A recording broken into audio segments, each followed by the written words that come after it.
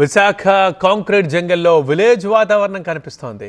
మాజీ MP GVL నిర్వహిస్తున్న సంక్రాంతి వేడుకల్లో విలేజ్ సెట్ వేశారు. దీంతో సంక్రాంతికి సొంత ఊరు వెళ్ళలేని వాళ్లతో పాటు విశాఖ నగర వాసులు సైతం ఏయూ కాలేజీ గ్రౌండ్లో విలేజ్ సెట్కి వచ్చి ఆ గ్రామీణ వాతావరణాన్ని ఆస్వాదిస్తూ ఆనందపడుతున్నారు.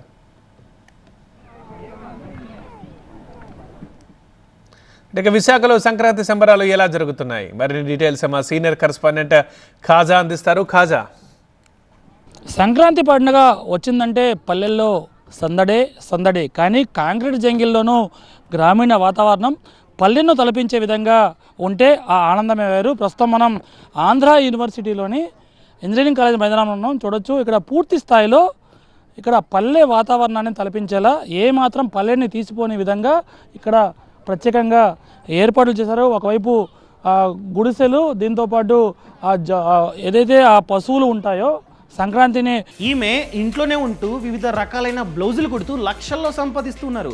వీరి నుండి టైలరింగ్ నేర్చుకోవాలా? అయితే ఫ్రీడమ్ యాప్ని డౌన్లోడ్ చేసుకోండి.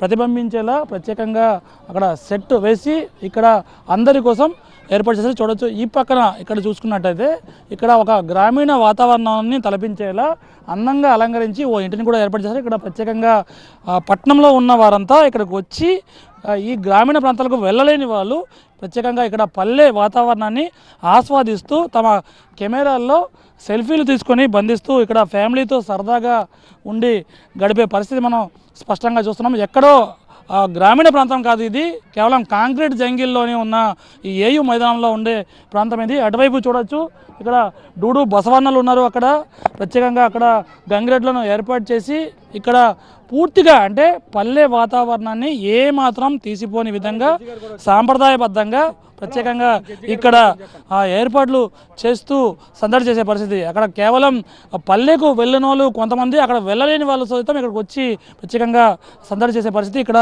స్థానికంగా న్యాయమూర్తి కూడా ఉన్నారు. చెప్పడం మనం వాస్తవానికి ఎలా అనిపిస్తుంది? చాలా బాగుందండి. మన వైజాగ్లో ఇలాంటి ట్రెడిషనల్గా డెకరేట్ చేసి మళ్ళీ అందరినీ వచ్చి చూస్తున్నందుకు చాలా బాగుంది. మీరు చెప్పండి మేడం, వాస్తవానికి జనరలైజ్గా ఎక్కడో పల్లెల్లో అనేది సందడి అంతా కనిపిస్తుంది. వైజాగ్లో ఈ మొత్తం ఈ వాతావరణం, గ్రామీణ వాతావరణం చూసి ఏమనిపిస్తుంది మీకు? యాక్చువల్గా మేము ఎవ్రీ ఇయర్ రాజమండ్రి అటు సైడ్ వెళ్ళిపోతూ ఉంటాం. ఈసారి జీవీఎల్ గారు మనకి పట్టణంలోనే పల్లెటూరు వాతావరణం అరేంజ్ చేశారండి.